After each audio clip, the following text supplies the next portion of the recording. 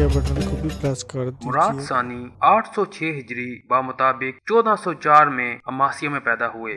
اپنے والد سلطان محمد اول کی وفات کے بعد 824 ہجری بمطابق 1421 کو جب سلطان مراد ثانی تخت نشین ہوئے تو اس وقت ان کی عمر صرف 18 سال تھی، جس کی وجہ سے وہ بغاوتیں جن کو سلطان محمد اول نے کچلا تھا دوبارہ سر اٹھانے لگیں۔ سب سے پہلے شہنشاہ قسطنطنیہ نے سلطان محمد اول کے تمام احسانات کو فراموش کرتے ہوئے مصطفیٰ نامی ایک شخص جو اپنے آپ کو سلطان بایزید کا بیٹا کہتا تھا اور تخت سلطنت کا دعوے دار تھا، سلطان مراد کے مقابلے میں کھڑا کیا، حتیٰ کہ اس نے غالب کے شہر کا محاصرہ کر لیا۔ لیکن سلطان مراد نے مصطفیٰ کو گرفتار کر لیا اور اسے سولی دے کر موت کی گھاٹ اتار دیا۔ شہنشاہ قسطنطنیہ کو اس کی کارستانیوں کا سبق سکھانے کے لیے سلطان مراد نے قسطنطنیہ کو فتح کرنے کا فیصلہ کیا اور اس شہر کا محاصرہ کر لیا۔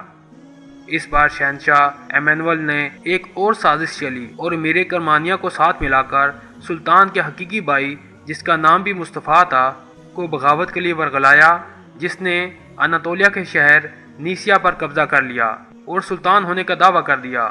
سلطان مراد کو مجبوراً محاصرہ ختم کر کے نیسیا جانا پڑا، جہاں مصطفیٰ کو شکست دے کر اس بغاوت کو بھی کچل دیا۔ اس فتنے کو ختم کرنے کے بعد سلطان مراد اناطولیہ کی ان ترکی ریاستوں کی طرف متوجہ ہوئے جو تیموری حملے کے بعد خود مختار ہو گئی تھیں اور سلطنت کے خلاف ہر وقت سازشوں میں مصروف رہتی تھیں۔ سلطان نے ان سب کو اپنا مطیع اور باج گزار بنا لیا۔ 827 ہجری بمطابق 1424 کو سلطان مراد اناطولیہ میں امن و امان قائم کرنے کے بعد یورپ کو واپس ہوئے۔ اس دوران قسطنطنیہ کا شہنشاہ ایمانوئل انتقال کر چکا تھا اور اس کی جگہ اس کا بیٹا جان تخت نشین ہو چکا تھا، اس لیے سلطان مراد نے انتہائی سخت شرائط پر قسطنطنیہ کو باج گزار کرنا ہی مناسب سمجھا۔ 833 ہجری بمطابق 1430 میں سالونیکا شہر فتح ہوا۔ اس کے بعد سلطان مراد نے سربیا کا رخ کیا، جو کہ ایک معاہدے کے تحت سلطان بایزید کے دور میں سلطنت عثمانیہ کا حلیف رہا، لیکن یہاں کے نئے حکمران جان برونکوچ نے معاہدہ کو توڑ دیا، جس پر سلطان مراد نے 844 ہجری بمطابق 1440 میں سربیا کو دوبارہ فتح کر لیا۔ 1440 میں ایک مغربی فوجی سردار جان ہونیاڈے، جس کی غیر معمولی شجاعت کے چرچے ہر طرف تھے، ہنگری پہنچ کر ترکوں کے مقابلے کا بیڑا اٹھایا۔ ہنگری کو جنگ انقرہ کے بعد اپنی طاقت کو بحال کرنے کے لیے کافی وقت مل گیا تھا۔ اسی زمانے میں عثمانی ٹرانسلونیا میں ہرمان سٹارٹ کا محاصرہ کیے ہوئے تھے۔ ہونیاڈے اس قلعے کی مدد کے لیے آگے بڑھا اور ایک مختصر فوج کے ساتھ ترکوں کے عظیم الشان لشکر کو شکست دی۔ اس معرکہ میں 20,000 ترک مارے گئے۔ سلطان مراد نے اس شکست کی خبر سن کر 80,000 کی ایک دوسری فوج روانہ کی۔ ہونیاڈے نے عثمانی لشکر کو پھر شکست دے دی۔ ہونیاڈے کی شاندار کامیابی اور ترکوں کی پے در پے شکستوں سے یورپ کی تمام حکومتوں میں امید کی ایک لہر دوڑ گئی اور یورپ سے ترکوں کو نکال دینے کے لیے ایک زبردست عیسائی اتحاد قائم کر لیا گیا، جس کی سرپرستی پاپ نے خود کی۔ اس اتحاد میں یورپ کے سب ملکوں نے حصہ لیا، جبکہ اس لشکر کا سربراہ جان ہونیاڈے تھا، جو اس وقت مسیحی دنیا کا سب سے بڑا جنرل خیال کیا جاتا تھا۔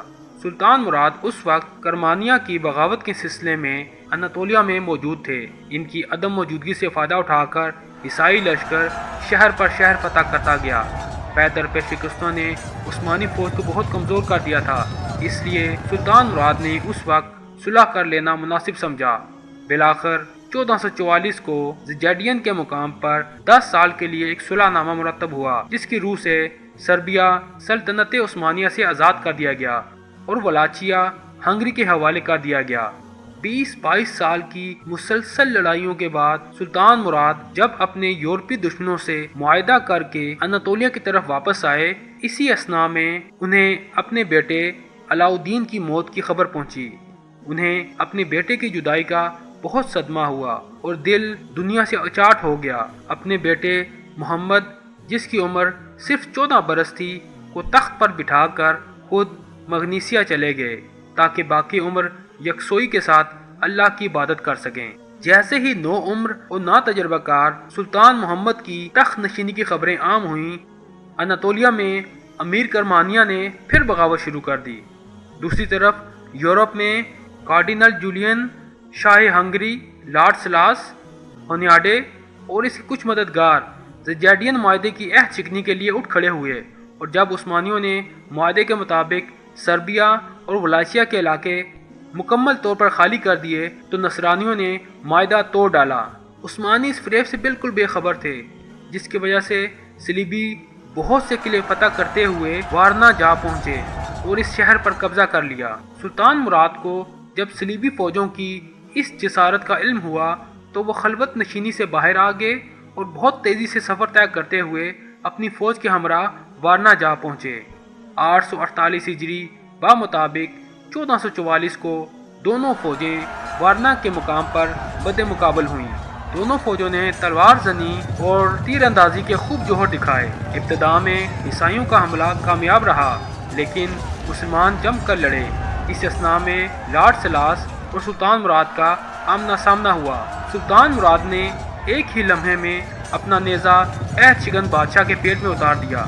ہنگری کا یہ بادشاہ اپنے گھوڑے سے پکے ہوئے پھل کی طرح گرا اور ایک سپاہی نے آگے بڑھ کر اس کا سر کاٹ لیا اور اس کے کٹے ہوئے سر کو نیزے پر رکھ کر نصرانیوں کی طرف بلند کیا۔ امرائے ہنگری کے دل اس منظر کو دیکھتے ہی بیٹھ گئے اور بدحواسی کے عالم میں میدان چھوڑ کر بھاگے۔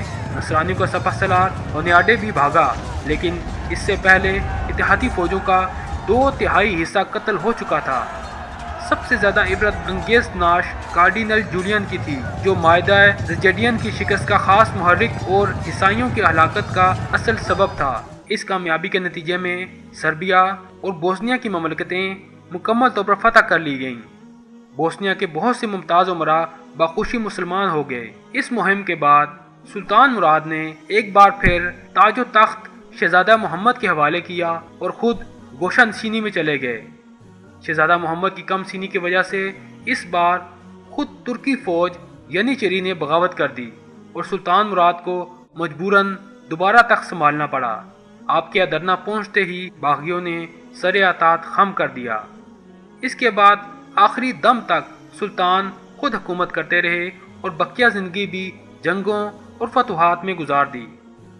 تاریخ میں ایسے کئی بادشاہوں کا ذکر ہے جو تخت سے اترے اور دنیا سے ناطہ توڑ کر الگ ہو گئے۔ ان میں سے بعض ایسے بھی تھے جو دوبارہ تخت نشین ہوئے، لیکن ایسا کوئی فرمانروا نہیں گزرا جس نے 2 مرتبہ تخت و تاج کو خیر آباد کہا ہو سوائے سلطان مراد کے۔ ہونیاڈے کی شہرت پر وارنا کی شکست بہت بدنما داغ تھی، چنانچہ اس نے 4 سال کے اندر 80,000 کی ایک زبردست فوج پھر جمع کر لی اور ہنگری، سربیا اور بوسنیا کی فوجوں کو اپنے ساتھ ملانے میں کامیاب رہا۔ اس اتحادی لشکر کو لے کر وہ کوسوو کے اسی میدان میں جمع ہوئے جہاں تقریباً 60 سال پیشتر مراد اول نے سربیا کے طاقتور سلطنت کو شکست دے کر اسے اپنا مطیع بنا لیا تھا۔ 3 روز کی شدید جنگ کے بعد 18 شعبان 852 ہجری بمطابق 17 اکتوبر 1448 کو مراد نے ہونیاڈے کی متحدہ افواج کو بری طرح شکست دی۔ کوسوو کی اس دوسری عظیم الشان جنگ کا نتیجہ یہ ہوا کہ سربیا کی آزادی سلب کر لی گئی اور وہ چند سال بعد سلطنت عثمانیہ میں شامل کر لیا گیا۔ سلطان مراد نے بوسنیا سے سالانہ خراج قبول کرنے پر اتفاق کیا۔ اس جنگ کے بعد ہنگری کو کم از کم 10 سال کی مدت کے لیے ان سلطنتوں کی فہرست سے خارج کر دیا جو عثمانیوں کے خلاف جنگی کارروائیوں کے قابل تھیں۔ بلکان میں عیسائیوں کو عظیم شکست دینے کے بعد سلطان مراد نے مشرق کا رخ کیا اور امیر تیمور کے بیٹے شاہ رخ تیموری کو شکست دی اور کرمانی امارات کو اپنے قلمروں میں شامل کیا۔ سلطان مراد کے دور میں ان کے پائے کا کوئی دوسرا حکمران نہ تھا۔ آپ نے 855 ہجری بمطابق 1451 کو 47 سال کی عمر میں ادرنا میں وفات پائی۔ آپ کی وصیت کے مطابق آپ کو بروسا میں دفن کیا گیا۔